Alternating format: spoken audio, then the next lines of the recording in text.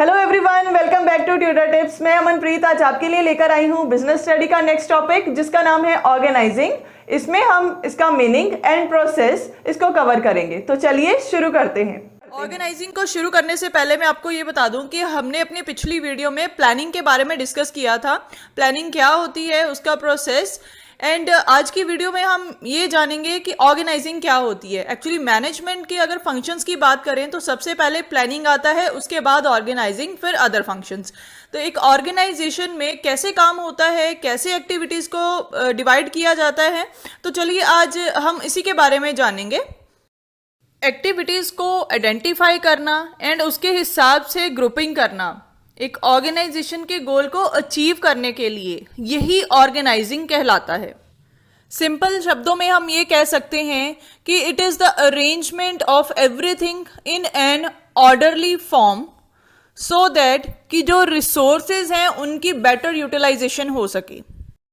जैसे हम एग्जाम्पल लेते हैं आपके एग्जाम्स की ही। सपोज कल आपका एग्जाम है, ठीक है, तो उसके लिए आप क्या करोगे? आपके पास पूरा मटेरियल होना चाहिए। सपोज अगर आपका ऑफलाइन पेपर हो रहे हैं, ठीक है, तो मतलब यू नीड पेपर, ठीक है, आपको शीट्स चाहिए, देन आपको पेन भी चाहिए, पेंसिल भी चाहिए, स्केल भी चाहिए, ठीक है, उस पर्टिकुलर एग्जाम को लिखने के लिए, कंप्लीट करने के लिए, ठीक है। तो आप इन सभी चीज़ों को अरेंज करके रखोगे अपने पास so that at the time of your exam सब कुछ आपके पास अवेलेबल हो और without any confusion, without any delay आप आराम से अपना पेपर कर पाओ। यही ऑर्गेनाइजिंग है। एक और एग्जांपल लेते हैं। अब देखो, सपोज हमारे घर में कोई फंक्शन है, ठीक है, सपोज बर्थडे पार्टी है, ठीक है, तो उसके लिए हमने सबको लंच पे इनवाइट किया है। तो लंच पे इनवाइट किया है तो उसके लिए हमारे पास पहले तो लंच अवेलेबल होना चाहिए कि हम लंच प्रिपेयर करके रखें। फिर जो लोग वो लंच करेंगे तो उसके लिए क्या चाहिए, हमें बर्तन भी चाहिए, ठीक है, तो आप वो अरेंज करोगे, पानी वो अरेंज करोगे, ठीक है, कंटेनर्स अरेंज करोगे जिसमें आप सर्व करोगे। तो ऐसी चीज़ें, तो मतलब कोई भी एक्टिविटी है, कोई भी फंक्शन है, कोई भी प्रोग्राम है, अगर आपने उसको मतलब शुरू करना है या उसको चलाना है तो उसके लिए आपके पास उस पर्टिकुलर इवेंट के लिए जो एक्टिविटीज़ परफॉर्म होनी है उसके लिए आपने जो भी काम करना है वो पहले से ही आपने अरेंज करके रखना है। चलिए एक और एग्जाम्पल लेते हैं। अब आप बोलोगे मैम को पता नहीं आज क्या हो गया है, एक पे एक एग्जाम्पल दे ही जा रहे हैं।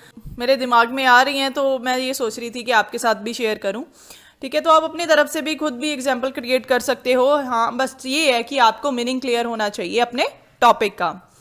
अब सपोज एक अकाउंट सेक्शन की बात करते हैं जहाँ पे अकाउंट्स का काम हो रहा है, ठीक है, तो वहाँ पे इट मीन्स एक नोटपैड भी चाहिए सो दैट कि जो भी डेली ट्रांजैक्शंस परफॉर्म हो रही हैं उसका रिकॉर्ड रखा जाए। रजिस्टर भी होगा, ठीक है, उसके बाद पेन भी चाहिए, स्टेशनरी जैसे एक कैलकुलेटर भी चाहिए। आज के टाइम में देखो जैसे सब कुछ ऑनलाइन है तो पीसी भी चाहिए, ठीक है, जिसके थ्रू वो क्या है कि मतलब सॉफ्टवेयर की हेल्प से वो क्या है अकाउंट्स मेंटेन कर पाएँ।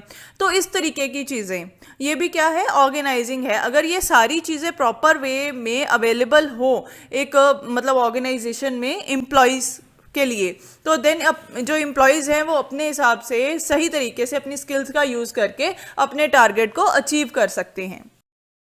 अब जो ऑर्गेनाइजेशन है, ऑर्गेनाइजेशन में जो भी काम होता है, सपोज जैसे फंक्शंस हैं वो परफॉर्म होते हैं, वो कैसे होते हैं, according to the skills of the man power, ठीक है। जो भी पर्सन हमने रखे हैं जॉब पे, ठीक है, तो उनकी स्किल्स के अकॉर्डिंगली हम उनसे काम लेते हैं। अब ये नहीं है कि एक बंदा जो टेक्निकली नॉलेज रख रहा है, ठीक है, जिसको मतलब टेक्निकली नॉलेज है, इंजीनियरिंग वो डिपार्टमेंट का है या इंजीनियरिंग बैकग्राउंड का है, तो उससे हम क्या कर रहे हैं, अकाउंट्स का काम करवा रहे हैं। वो तो पॉसिबल ही नहीं है, वो कैसे कर पाएगा उसको, ठीक है, क्योंकि उसको तो उसके बारे में नॉलेज ही नहीं है। तो ऑर्गेनाइजिंग भी हमने इस तरीके की करनी है। अगर हम सपोज मैन पावर की बात कर रहे हैं तो वो भी अकॉर्डिंग टू दी जो भी हमारे पास वेकेंट पोजीशन है तो उसके हिसाब से जो स्किल्स हैं अगर वो मैच करती हैं तभी हम उस तरीके का पर्सन वहां पे अपॉइंट करेंगे, ठीक है। ये भी ऑर्गेनाइजिंग का ही पार्ट है एक। आगे हम डिस्कस करेंगे ऑर्गेनाइजिंग का प्रोसेस।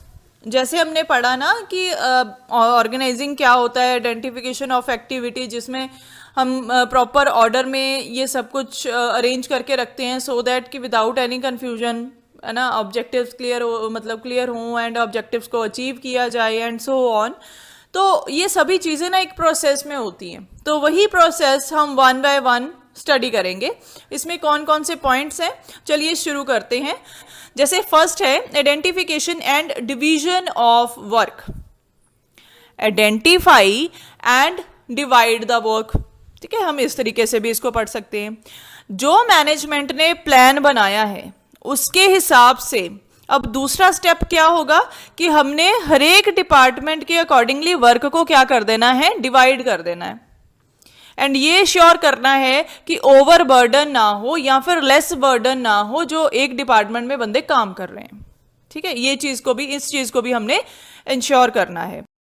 अब इसमें भी एक एग्जाम्पल लेते हैं। सपोज डोमिनोज पिज्जा की एग्जाम्पल है, ठीक है, डोमिनोज की एग्जाम्पल ले रहे हैं जो अमेरिकन कंपनी है। तो इसका एक ऑर्गेनाइजिंग स्ट्रक्चर है, ठीक है। हर एक रेस्टोरेंट में डोमिनो ने डिवाइड की हुई है ड्यूटीज अपने स्टाफ में कि एक पर्सन जो है वो ऑर्डर रिसीव करेगा, एक पर्सन पिज्जा का बेस बनाएगा, एक पर्सन जो है वो उस पिज्जा को बेक करेगा, ठीक है, एंड एक पर्सन होगा जो क्या करेगा, पिज्जा को डिलीवर करेगा।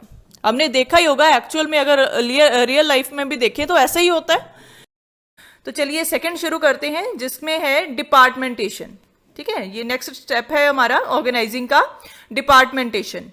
अब इसमें क्या होता है, सिमिलर नेचर की जॉब्स को इकट्ठे ही एक पर्टिकुलर डिपार्टमेंट में ग्रुप्ड कर दिया जाता है, ठीक है।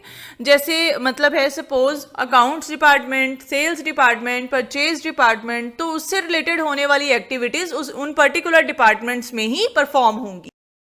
अब इसको भी ना 2 कैटेगरीज में डिवाइड किया गया है। First is functional department and second one is divisional department, ठीक है, डिपार्टमेंटेशन। तो फंक्शनल डिपार्टमेंटेशन में क्या आएगा कि जॉब्स जो कॉमन फंक्शंस जहां पे परफॉर्म मतलब होते हैं, जो वो जॉब्स जिसमें क्या है कॉमन फंक्शंस हैं, उनको एक पर्टिकुलर डिपार्टमेंट में शिफ्ट किया जाता है। जैसे सपोज मैंने आपको बताया ही है कि अकाउंट्स वर्क, ठीक है, अकाउंट्स डिपार्टमेंट में आएगा, ठीक है। ह्यूमन रिसोर्स से रिलेटेड जो भी काम जॉब्स हैं वो ह्यूमन रिसोर्स डिपार्टमेंट में आएगा, जिसको एचआर डिपार्टमेंट भी बोल देते हैं, ठीक है। ऐसे ही डिविजनल डिपार्टमेंटेशन ये क्या होती है, तो जब वर्क को ना आगे फर्दर डिफरेंट स्मॉल यूनिट्स में आगे रीग्रुप्ड किया जाता है, उसको डिविजनल डिपार्टमेंटेशन बोलते हैं। जिसमें क्या है, अकॉर्डिंग टू द स्पेशलाइजेशन हम क्या करते हैं, जॉब को स्मॉल यूनिट्स में रीग्रुप कर देते हैं, ठीक है। एक सिंपल सी एग्जांपल लेते हैं तो आपको क्लियर हो जाएगा इसका मतलब। जैसे एक इंडस्ट्री है, नंबर ऑफ प्रोडक्ट प्रोड्यूस कर रही है। जैसे फॉर एग्जांपल एक प्रोडक्शन डिपार्टमेंट में क्या है, कॉस्मेटिक्स भी बन रहे हैं, मेडिसिन भी बन रही है।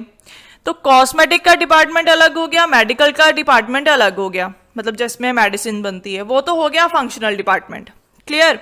उसके बाद क्या है, अब इसमें डिवीजन कैसे होगी, अब कॉस्मेटिक में भी बहुत सारी चीजें आ जाती है ना, जैसे बॉडी लोशन आ गया, काजल आ गया, लिपस्टिक, नेल पेंट। तो इन सभी की क्या है, कैटेगरीज बना दी कि जो नेल पेंट्स हैं वो अलग डिपार्टमेंट में बनेंगी, काजल अलग में बनेगा, बॉडी लोशन अलग में, एक्सेट्रा। ऐसे ही आगे जो मेडिसिन है, अब मेडिसिन को भी आगे फर्दर डिवाइड किया गया है, आयुर्वेदिक, होम्योपैथी, एलोपैथी। तो मतलब इन तीनों की कैटेगरीज बन गई अलग अलग। एलोपैथी जहां पे बन रही है वहां पे होम्योपैथी नहीं बनेगी, जहां पे होम्योपैथी है वहां पे आयुर्वेदिक नहीं बनेगी। तो तीनों की डिवीजन क्या हो गई, अलग हो गई। सो इसका कहने का मतलब ये है कि हर एक डिपार्टमेंट में परफॉर्म होने वाली एक्टिविटीज अकॉर्डिंग टू स्पेशलाइजेशन सेक्रेट हो जाएंगी, क्लियर। चलिए आगे बढ़ते हैं। थर्ड पॉइंट हमारे पास आता है असाइनमेंट ऑफ ड्यूटीज। अब इसमें क्या आएगा, हर एक एम्प्लॉय को उसकी रिस्पॉन्सिबिलिटीज के बारे में बताया जाएगा कि किस बंदे ने क्या काम करना है और क्या उसको ड्यूटी मिली है, ठीक है, काम करने के लिए।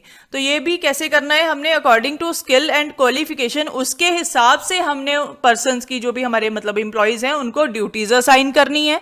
एंड देन उनको रिस्पॉन्सिबिलिटीज के बारे में बताना है कि भाई आपकी ये रिस्पॉन्सिबिलिटी है, ये आपकी ड्यूटी है, इस तरीके से आपने फंक्शन को परफॉर्म करना है, like this.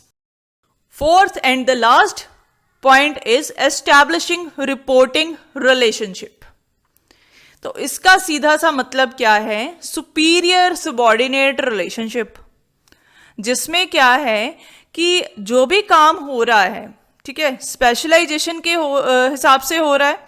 And then according to that immediate supervisor कौन होगा, एंड हम इसमें ये कह सकते हैं कि हर एक पर्सन को ये पता होगा जो भी वहां पे काम कर रहा है। जैसे हमने क्या है, डिवाइड कर दिया वर्क, हमने जॉब भी असाइन कर दी, ठीक है, ह्यूमन रिसोर्सेज को। तो अब उनको ये पता होगा कि हमने आगे किन को रिपोर्ट करना है। उनके इमीडिएट जो भी सुपरवाइजर्स हैं, मैनेजर्स हैं, उनको उन्होंने रिपोर्टिंग करनी है। तो वो तभी पॉसिबल होती है अगर क्या है, एक ऑर्गेनाइजेशन में सुपीरियर सबऑर्डिनेट रिलेशनशिप हो। आई होप कि आपको ये टॉपिक अच्छे से समझ आया होगा। Thank you everyone for watching this video and listening with patience. अगर आपको ये वीडियो अच्छी लगी तो प्लीज़ इसे लाइक ज़रूर करना, शेयर करना, सब्सक्राइब करना अगर आप चैनल पे नए हैं तो, और नई वीडियोस की नोटिफिकेशन के लिए बेल आइकन को ज़रूर प्रेस करना।